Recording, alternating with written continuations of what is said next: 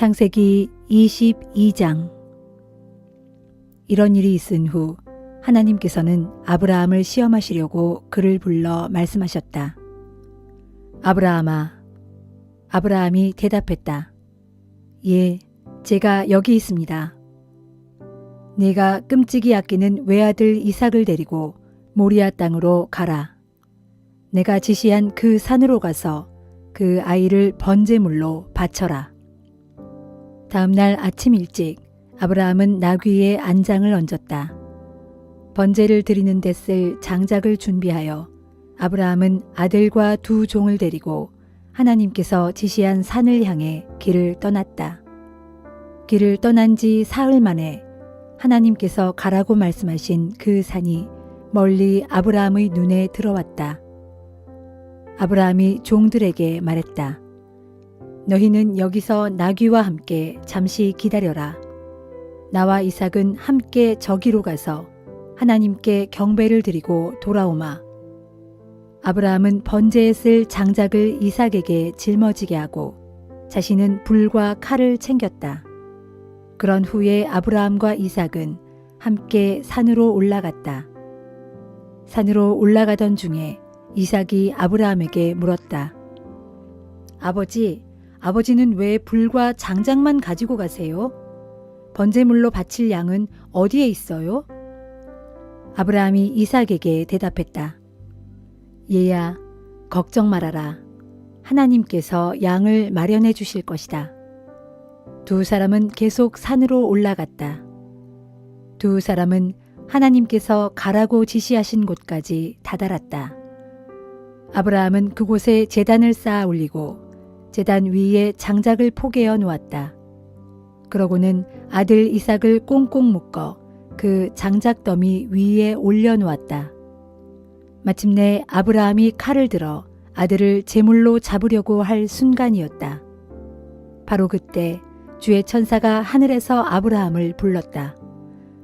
아브라함아, 아브라함아. 아브라함이 대답했다. 예, 제가 여기 있습니다. 주의 천사가 말했다. 그 아이에게서 손을 떼라. 그 아이에게 어떤 짓도 하지 말라. 네가 그토록 아끼는 외아들까지도 주저하지 않고 내게 바치는 걸 보니 네가 얼마나 나를 경외하는지 이제 알겠다. 아브라함이 눈을 들어 주위를 둘러보니 수량 한 마리가 가시덤불에 뿔이 걸려 꼼짝달싹 못하고 있었다. 아브라함은 그리로 가 수량을 끌고 와서 이삭 대신에 그 수량을 번제물로 바쳤다. 아브라함은 그곳 이름을 여호와 이레라고 불렀다. 이런 까닭에 사람들은 오늘날까지도 주의 산에서 미리 준비될 것이다 라고 말한다. 주의 천사가 하늘에서 두 번째로 아브라함을 불러 말씀하셨다. 내가 나를 두고 분명히 맹세하노라. 네가 그토록 애지중지하는 외아들까지도 아끼지 않고 내게 바쳤으니 내가 네게 복을 내리겠다. 네 후손이 하늘에서 총총히 빛나는 별처럼 크게 번성하고 바닷가의 모래알처럼 많아질 것이다. 또 네 후손이 원수들을 쳐부수고 그들의 성을 차지하게 될 것이다. 네가 내 말에 복종했으므로 세상의 뭇 백성들이 네 후손으로 말미암아 복을 받을 것이다. 아브라함은 자기 종들이 있는 곳으로 돌아와 그들과 함께 그곳을 떠나 브엘세바로 돌아갔다. 아브라함은 브엘세바에서 살았다. 이런 일이 있은 지 얼마 후에 아브라함은 자기 동생 나홀이 아내 밀가와의 사이에서 여러 자식들을 두었다는 소식을 들었다. 나홀의 맏아들은 우스이다. 그리고 우스의 동생들은 부스, 아람의 아버지인 그무엘, 게셋, 하소, 빌다스, 이들랍, 부두엘이다. 부두엘은 리브가의 아버지이다. 8아들이 모두 아브라함의 동생 나홀과 그의 아내 밀가 사이에서 태어났다. 또 나홀의 첩인 르우마는 네 아들 데바, 가함, 다하스, 마아가를 낳았다.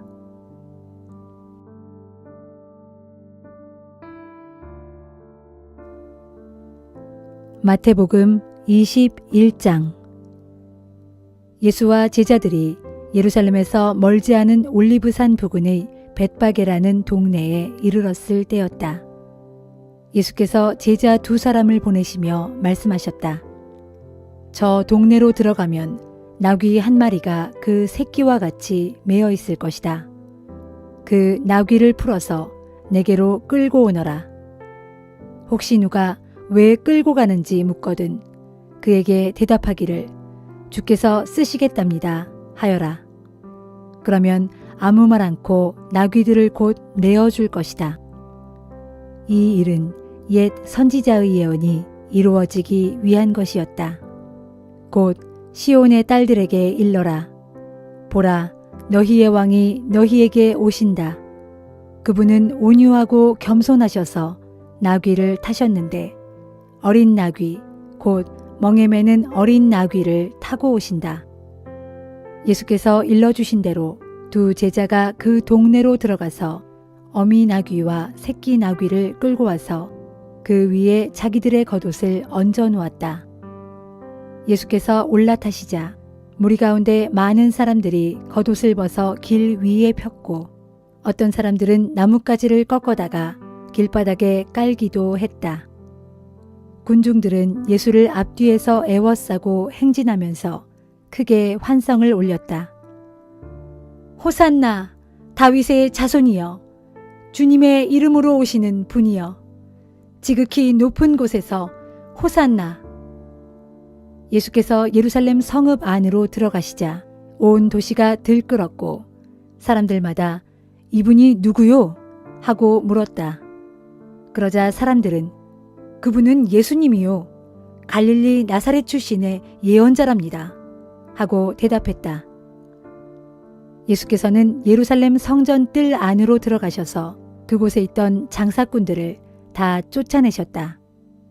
성전에서 돈을 바꾸어 주는 자들의 탁자와 비둘기를 파는 사람들의 의자를 둘러 엎으셨다. 그리고 큰 소리로 그들을 꾸짖으셨다. 성경에 보면 내 집은 기도하는 집이라 불릴 것이다 라고 기록되어 있다. 그런데 당신들은 이 집을 강도의 소굴로 만들어버렸다. 한편 성전 뜰 안에는 맹인들과 절름발이들도 있었는데 그들이 예수께 나아오자 예수께서는 그들을 모두 고쳐주셨다. 이를 지켜보던 대제사장들과 율법 교사들은 어린아이들까지 성전 안에서 호산나 다윗의 자손이여 하고 외치는 광경을 보고 화가 치밀어 올랐다. 그래서 예수께 따지듯 물었다. 당신은 이 아이들이 뭐라고 하는지 듣고 있는 것이요? 예수께서 말씀하셨다. 다 듣고 있소. 당신들은 어린이들과 젖먹이들의 입까지도 주님을 찬송할 것이다 라고 기록한 성경 말씀을 읽어보지 못하였소? 그런 후 예수께서는 그들을 떠나 예루살렘 성 밖에 있는 베다니 마을로 가셨다. 그리고 거기서 밤을 보내셨다. 이튿날 이른 아침 예루살렘으로 되돌아오시던 중 예수께서 매우 시장하셨다. 그때 마침 길가에 무화과 나무 한 그루가 서 있는 것을 보시고 예수께서는 그리로 가까이 가셨다. 그러나 잎사귀만 무성할 뿐 아무런 열매도 보이지 않자 예수께서 그 나무를 향해 말씀하셨다. 이제부터 네가 다시는 열매를 맺지 못할 것이다. 그러자 무화과 나무가 곧 말라버렸다. 그 광경을 보고 제자들이 놀라서 물었다. 어떻게 해서 무화과 나무가 이처럼 금방 말라버렸습니까? 예수께서 말씀하셨다. 내가 진정으로 너희에게 말한다. 너희가 믿고 의심하지 않는다면 너희는 이런 일뿐만 아니라 더 큰 일도 능히 할 수 있다. 너희가 이 산더러 땅에서 들려서 바다로 옮겨가라 하고 명령해도 그대로 될 것이다. 너희가 기도할 때 믿고 구하면 구하는 것이 무엇이든 다 얻을 수 있다. 예수께서 예루살렘 성전에 들어가서 가르치고 계실 때였다. 대제사장들과 유대 지도자들이 예수께 와서 무슨 권한으로 이런 일을 하며 또 누가 이런 권한을 주었는지 말하라고 추궁하였다. 예수께서 그들에게 말씀하셨다. 먼저 내 질문에 대답하면 내가 무슨 권한으로 이 일을 하는지 알려주겠소. 세례 요한은 무슨 권한으로 사람들에게 세례를 베풀었소? 하나님께 받은 권한이요?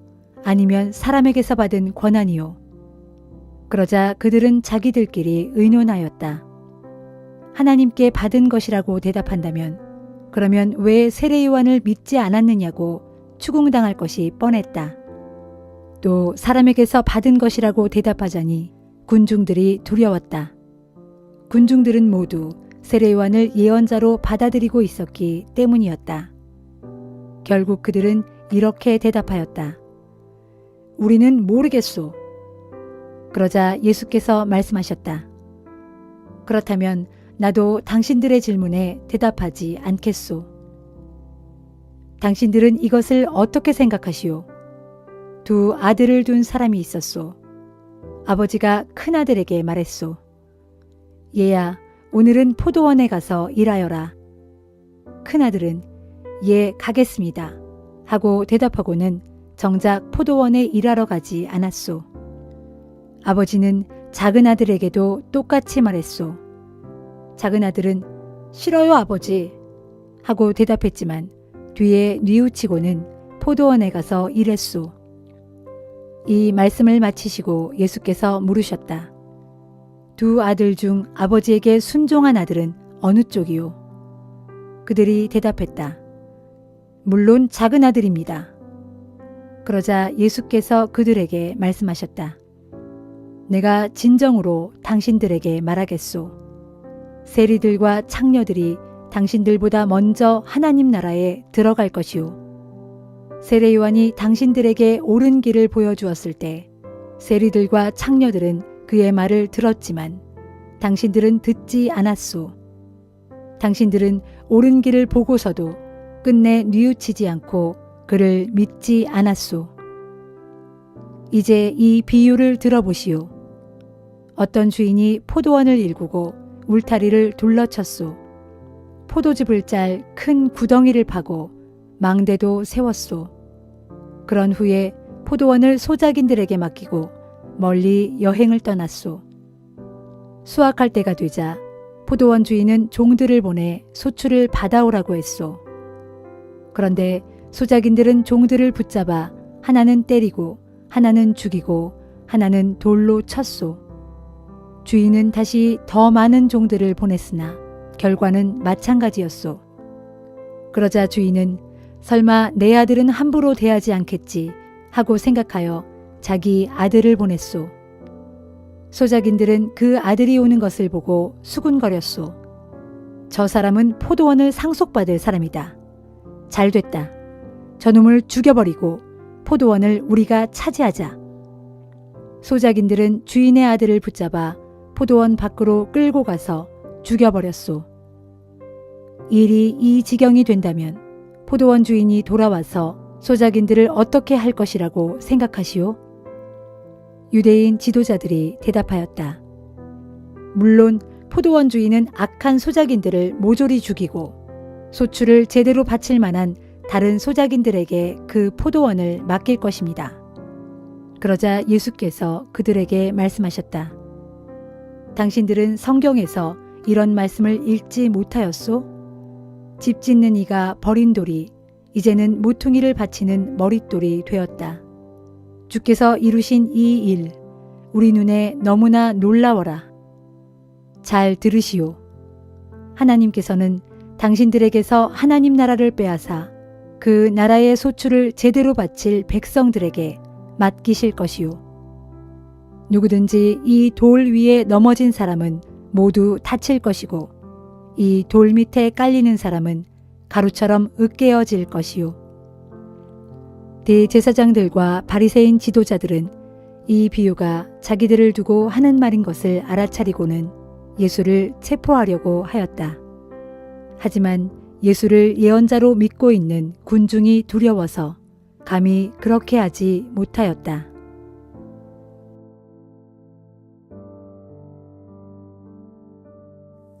느헤미야 11장.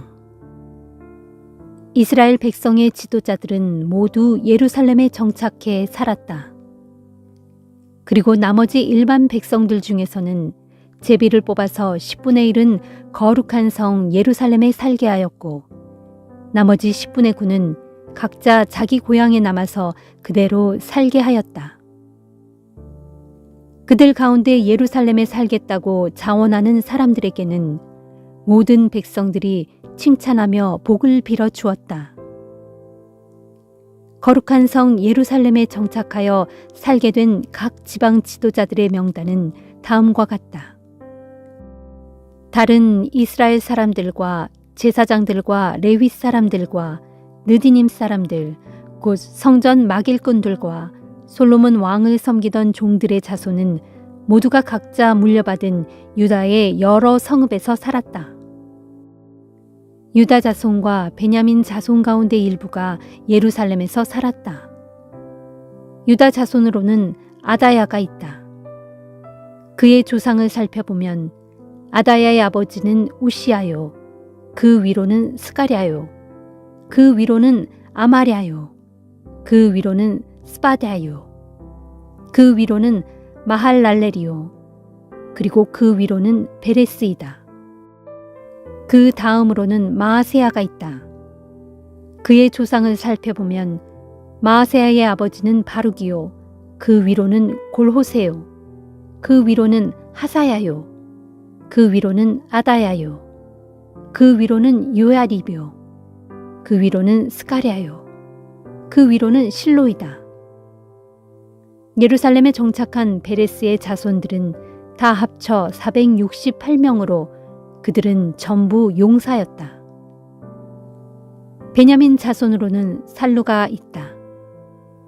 그의 조상을 살펴보면 살루의 아버지는 무술람이요, 그 위로는 요에시요, 그 위로는 부다야요, 그 위로는 골라야요, 그 위로는 마아세야요, 그 위로는 이디엘이요, 그 위로는 여사야이다. 또 살루를 따르는 자는 갑배와 살레를 비롯하여 모두 928명이었는데 이들도 모두 예루살렘에 정착했다. 그들의 지도자는 시그리의 아들 유엘이었고 하스누아의 아들 유다는 그 다음 가는 사람이었다. 제사장들 가운데 예루살렘에 정착한 사람들은 요야립의 아들 여다야와 야긴과 그리고 스라야가 있다.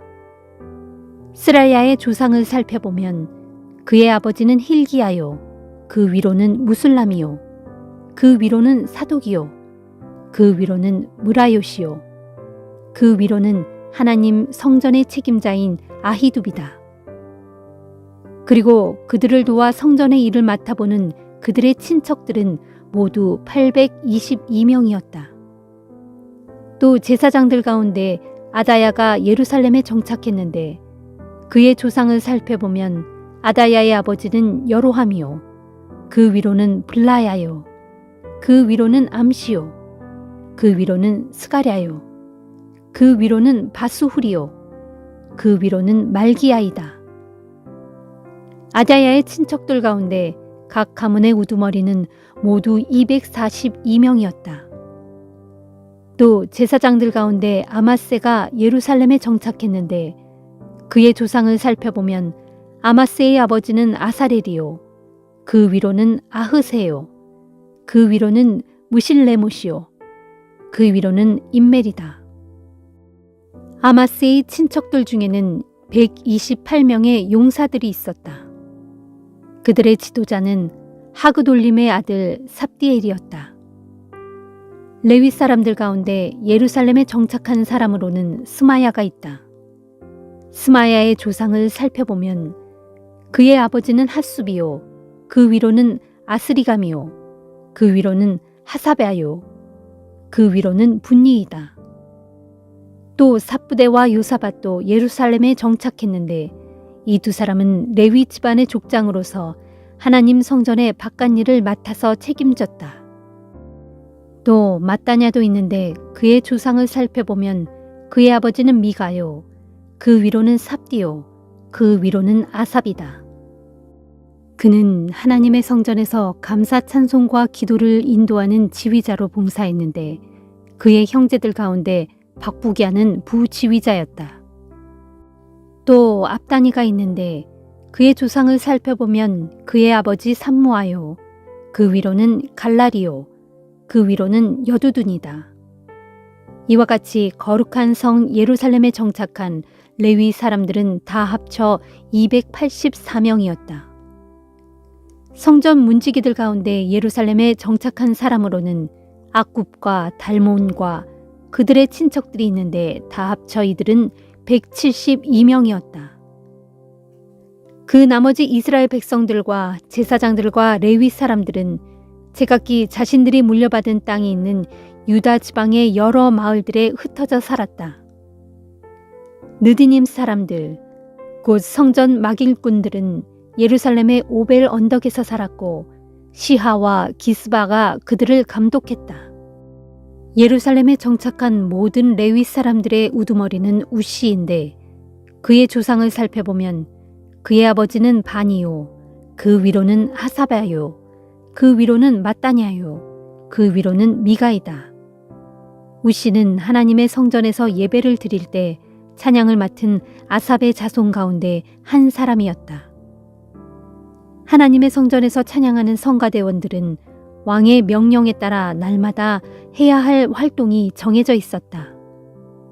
또 무세사벨의 아들 부다히야는 페르시아 왕궁에서 유다 나라와 관련된 모든 일들을 맡아서 처리했다. 그는 유다 지파인 세라의 자손이었다.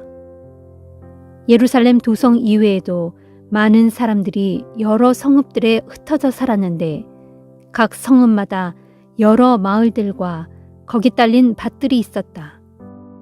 그중 유다 지파의 주민들이 거주한 유다 지방의 성읍들은 이러하다. 곧 기럇 아바와 그 주변 마을들, 디본과 그 주변 마을들, 여갑스엘과 그 주변 마을들, 예수와 몰라다, 벳벨렛, 하살수알, 브엘세바와 그 주변 마을들, 시글락, 무고나와 그 주변 마을들, 에느림몬, 소라, 야르뭇, 사노아와 아둘람과 그 주변 마을들, 라기스와 그 주변 농경지, 아세가와 그 주변 마을들이다. 이렇게 유다 지파의 주민들이 정착한 지역은 남쪽의 브엘세바에서부터 북쪽의 흰놈 골짜기까지 이르렀다.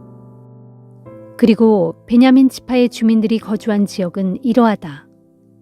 곧 게바, 믹마스, 아야, 베델과 그 주변 마을들, 아나돗, 높, 아나냐, 하솔, 라마, 깁다임, 하딧, 스보임, 느발랏, 로드, 오노, 그리고 장인들의 골짜기이다. 한편 유다 지파의 땅에 머물던 레위 사람들 가운데 일부는 베냐민 지파의 땅으로 가서 정착했다.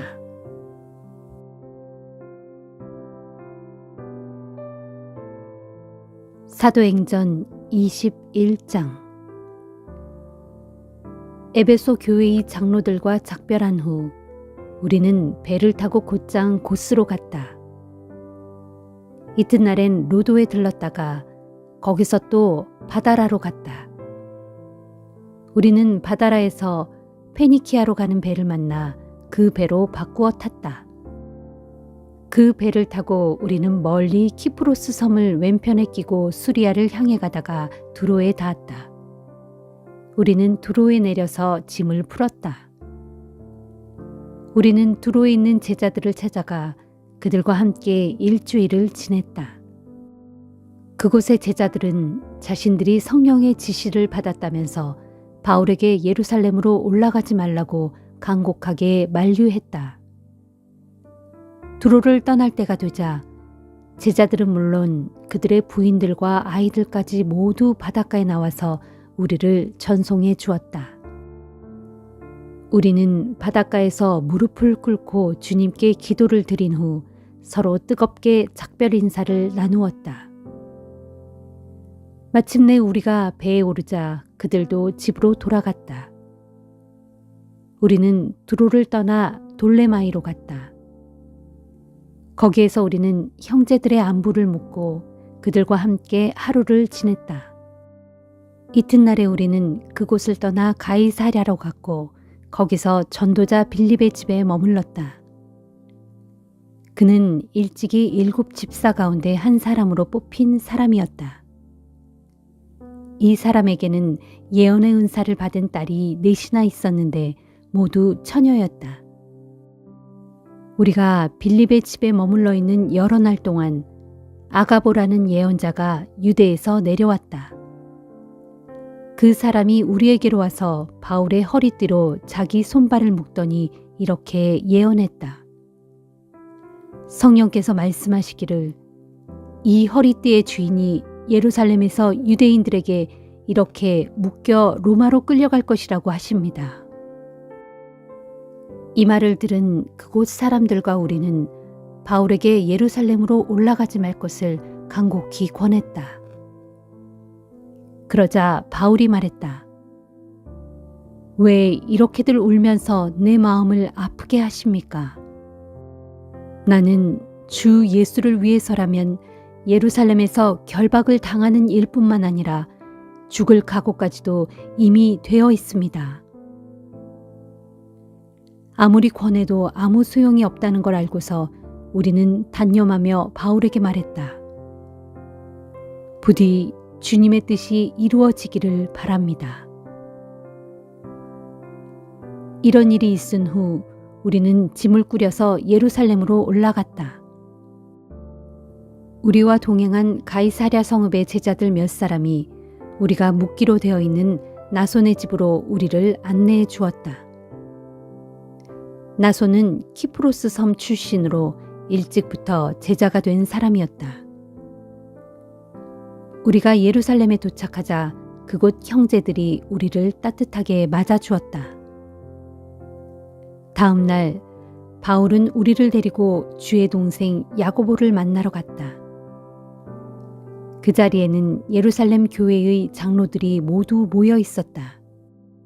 서로 문안 인사가 끝나자 바울은 자신의 전도 여행을 통하여 하나님께서 이방 사람들에게 이루신 크고 놀라운 많은 일들을 자세히 보고했다. 이 말을 듣고서 그들은 하나님을 찬양하며 바울에게 말했다.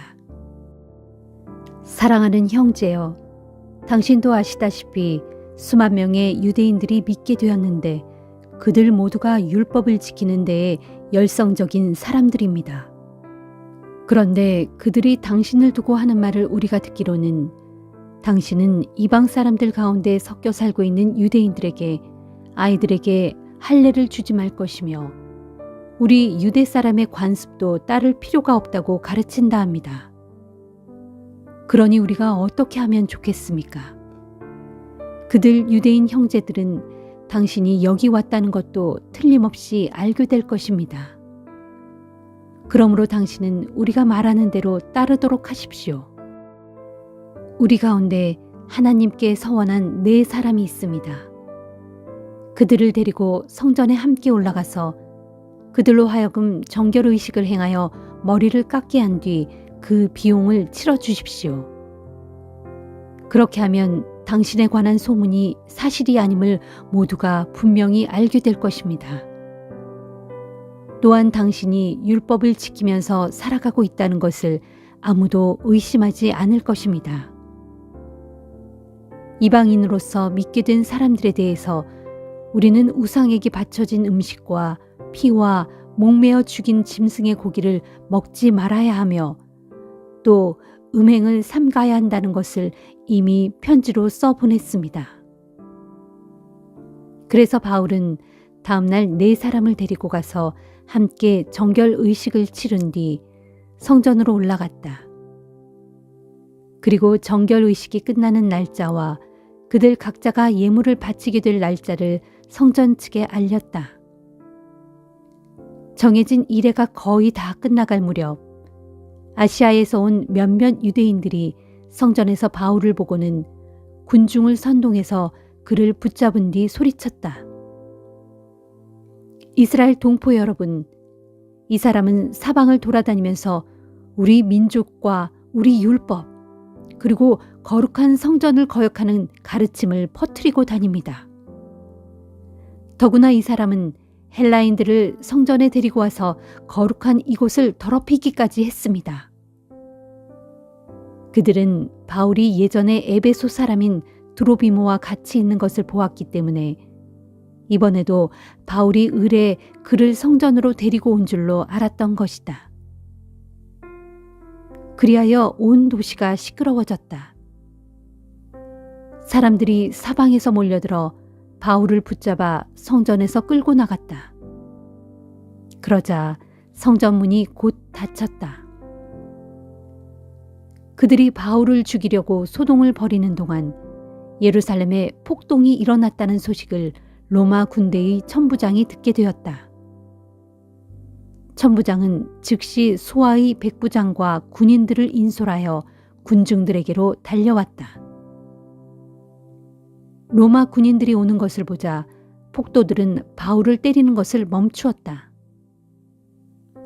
천부장은 바울을 체포하도록 명령한 뒤 부하들에게 2개의 쇠사슬로 그를 결박하게 했다. 그런 다음 천부장은 군중을 향해 바울이 어떤 사람이며 무슨 잘못을 저질렀냐고 물었다. 그러나 군중이 제각기 이러쿵 저러쿵 다른 소리로 떠들어댔기 때문에 천부장은 사실을 제대로 파악할 수 없었다. 그래서 천부장은 일단 바울을 병영으로 연행하라고 부하들에게 명령했다. 바울이 층계에 이르렀을 때는 군중이 더욱 난폭해져서 군인들은 바울을 메고 올라가야 했다. 군중은 계속 뒤따르면서 그 자를 없애버려라 하고 소리를 질러댔다. 병영 앞에 이르렀을 때 바울이 천부장에게 말했다. 제가 한 말씀 드려도 되겠습니까? 천부장은 놀라면서 당신은 헬라말을 할 줄 아오? 하고는 말을 이었다. 그러면 당신이 바로 얼마 전에 폭동을 일으킨 뒤 자객 4,000명과 함께 광야로 도망친 그 이집트 사람이요? 바울이 대답했다. 아닙니다. 저는 길리기아 지방의 다소에서 태어난 유대인으로 그 유명한 도시의 시민입니다. 저 사람들에게 제가 잠시 한마디 할 수 있도록 허락해 주십시오. 그렇게 하시오. 천부장이 허락하자 바울은 층계 위에 서서 군중에게 조용히 해달라고 손짓을 했다. 무리가 잠잠해지자 바울은 히브리 말로 연설하였다.